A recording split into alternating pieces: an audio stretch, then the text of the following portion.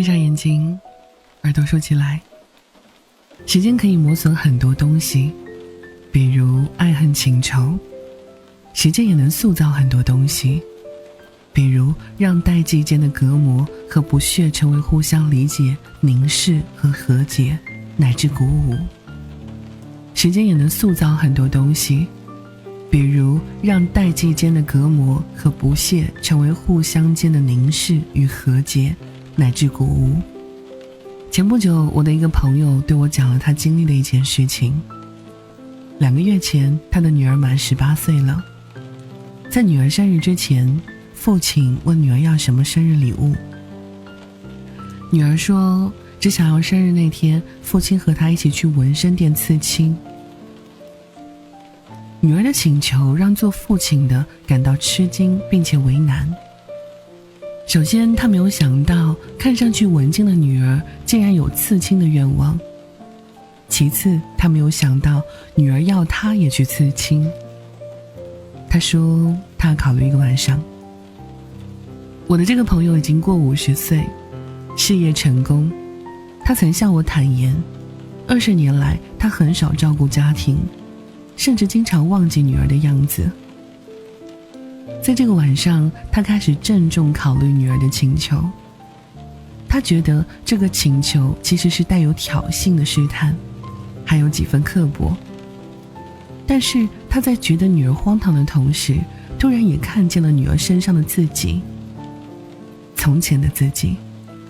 当他的事业从最艰难处起步时，他不是也充满了探索、叛逆、不服输的精神吗？他决定答应女儿。第2天，他对女儿讲了自己的决定。这下轮到女儿吃惊了。他没有想到父亲会答应他的要求。他提醒父亲说，那你的员工会怎么看你呢？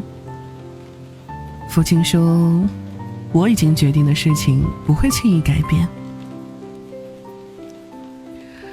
于是父女2人开始研究纹身的位置和内容。他们先商量了位置，确定在脚踝偏上处。按中国人男左女右的习惯，父亲纹在左脚踝外侧，女儿纹在右脚踝外侧。接着他们说出了各自纹身的内容。女儿说她要纹神经传导物质多巴胺的化学式。她就要离开家了，她希望自己有长久的快乐。父亲说，那一年他攀上了珠穆朗玛峰，他准备纹北极点、珠峰和南极点的地理坐标。生日那一天，父女2人来到女儿预先选好的刺青馆，在纹身师的引导下，分别进了纹身室开始刺青。父亲这里，纹身师照例先询问客人是否会有改变想法。父亲表示他不改变主意。隔壁的女儿却给父亲发微信说，她稍微改变了一点想法。她不想纹多巴胺的化学式了，她想纹莫尔斯电码，因为那个更简单，时间不会太长，也不会太疼。女儿为自己的刺青录了视频，并发在朋友圈，得到大量的点赞。因为她是全班乃至全校第一个走进刺青馆的人。